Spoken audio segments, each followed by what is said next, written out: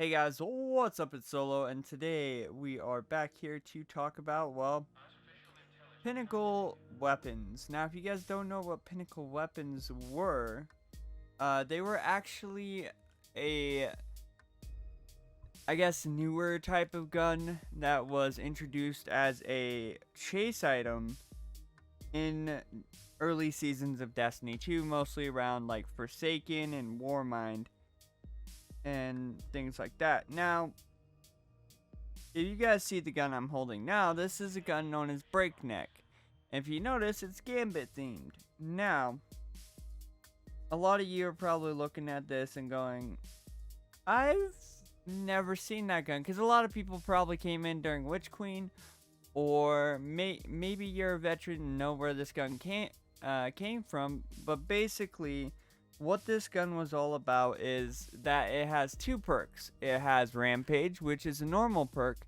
Then it had a specialty perk that nobody had seen before, known as Onslaught. And what Onslaught does as a perk is it actually works with Rampage.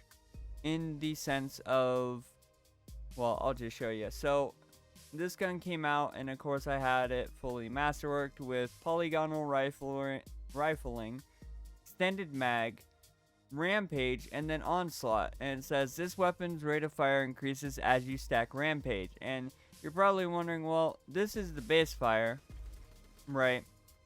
So your normal auto rifle fire. Here, let me show you what happens when you start stacking Rampage on it.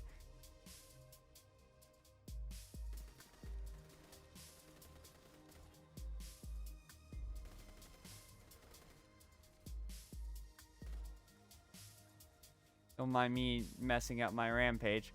But yeah, so it gets extremely fast once you hit that third tier of Rampage. Now, you may ask yourself, okay, Solo. How do you get this weapon? Well, unfortunately, these type of weapons unfortunately got vaulted along with Forsaken and a bunch of those other DLCs back in the Witch Queen.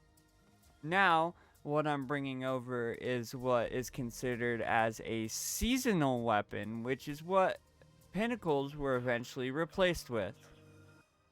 And these are more, I guess, rounded weapons towards every single point of the game. But the issue with it is I don't know, it creates less specialty to a weapon. That makes sense. Because the reason why you grinded Breakneck was because you wanted a Gambit weapon, not because you wanted a weapon that goes into any PvP/PvE situation and has every single perk on it. You grinded that specific Pinnacle weapon because that's what you wanted. And there's more examples of this that I never actually got due to the fact of the time I was debating whether or not I wanted to keep playing Destiny due to the fact that my main group that existed was no longer playing, and I was the only one left playing. And of course, as you guys can tell by this, I decided to continue playing.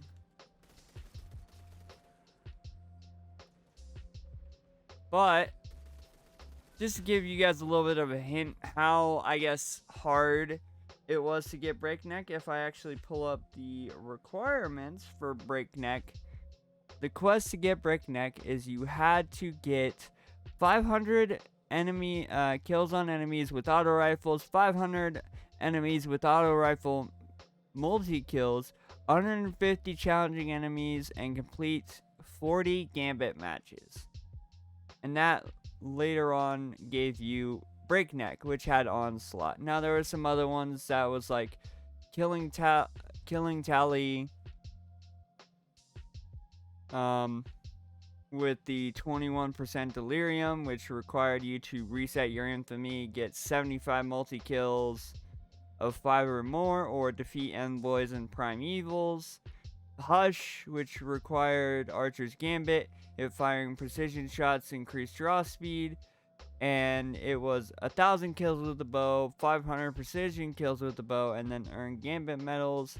And then there was, of course, Vanguard ones of this, which was along the lines of Loaded Question, Oxygen, SR3, Wendigo GL3, and of course the tried and true Crucible ones: Luna's Howl,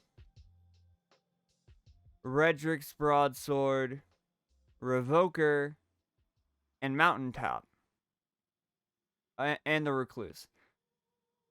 Those were all known as, well, Pinnacle weapons, which were specifically designed for a certain part of the game. As you can see, this one was for Gambit. Redrick's Broadsword, of course, was for PvP, and the Oxygen was for PvE, mostly to do with Vanguard strikes. But the issue is when you get to this.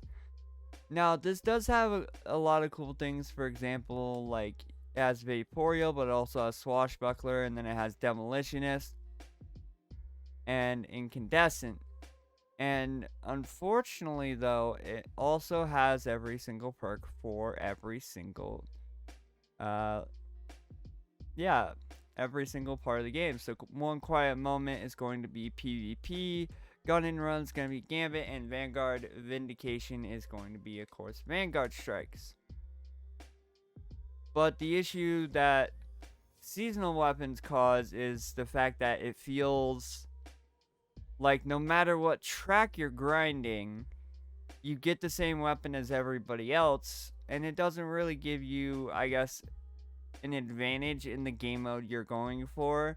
It's just the same role across the board, which means getting something like, Cry Mutiny or Chain of Command or Ascendancy isn't really anything super special, besides the fact that you're high enough to reset your rank in certain modes. Now, mind you, for the casual player, it's of course going to be a good thing, because it's going to help out, at least with guns, because you're not going to sit there and grind red borders every night, because you got stuff to do. But for somebody like me who plays all the time and wants to specialize in things like Gambit, it's kind of a dud for me, just for the simple fact of, Breakneck. The reason why Breakneck is, in Gambit was so good is because of its unique perk Onslaught, letting me get into doing this while I'm in the middle of a field of enemies, and just going absolutely ballistic with that, a shotgun, and then Black Talon, because at the time Queensbreaker had just come out. And that's my big thing, is I feel like if you're not going to bring back Pinnacle weapons, at least bring back a quest or something each season that people can do if they want to. Like, if you want to keep the same seasonal weapon, but make it so then, like, if people want to grind for a specific version of the weapon, not just a skin, but a specific version of a weapon, or like a weapon that's specialized for a certain mode, they should be able to go to their vendor of their choice. For example, mine would be Drifter, and grab a quest that lets you do these weapons that are specific to that game mode. Because, like, I'll be real, the only place where Breakneck was good was PvE and Gambit, because it was used as an ad clear tool back in the day. But other than that, it wasn't really super hot with a lot of people, because, it's not a PvP weapon. It wasn't built to be a PvP weapon.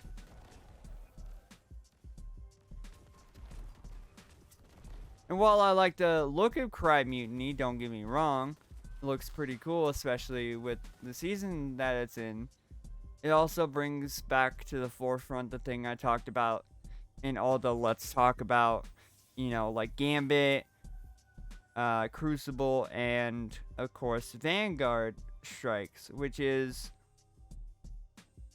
it feels like there's no way to be specific about certain loadouts. If I'm, there's no like direction for each one of the rewards. It seems like every single set of rewards is a quote unquote catch all for every single side of it. For example, now in Gambit and Vanguard, you're getting a lot of weapons that are going to be for PvP, except for Trials weapons, but that's because Trials is separated by its own loot pool. And same with, of course, Grandmaster Nightfalls. But, like, Gambit doesn't have that, so you have to basically do Vanguard to get Gambit weapons if you want to play Gambit. Now, mind you, I know a lot of people say, oh, well, Gambit's bad, it's a bad game mode, so why should I care?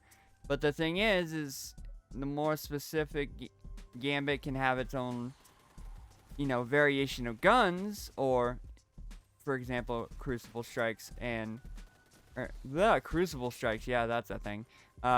Vanguard Strikes and Crucible matches could have their own, specific things. Now, I know with Crucible, a lot of people's reaction would be, well, that would break Crucible because it would be a weapon that you would have to grind to get. And I totally understand that. That's why I said seasonal weapons can stay. Because again, seasonal weapons do help with certain modes. But again, it's not a catch-all. Also, anybody seeing, like, when I melee, there's like a box, like a rectangle that, like, shows up when I melee. I don't know, maybe it's just me. But no, and it's kind of, it kind of sucks to, see something like this gun get vaulted. And can't even, like, it can be used in Gambit because Gambit doesn't have light levels unless you invade, I believe. But still, it's just disheartening to see that it's gotten to the point of we don't even get the choice to do these quests anymore. They're just not available at all. Like, I think the only quest that you can get that's specific for Gambit is the Malfeasance quest, and even then, it's not super specific. Other than that, unless you're specifically going for dredging, there's no real reason to grind Gambit unless you're like me and have a desire to get every single shader in the game and also still have that fond memory of the original version of Gambit that you played with, Gambit Prime. And I actually looked it up. I had almost, in Season 6, which is Season of the Drifter, for those of you who don't know, when Gambit Prime came out, I had 3,000 elo, which, to compare that to today, I think the highest I've gotten in the last few seasons was 900 elo.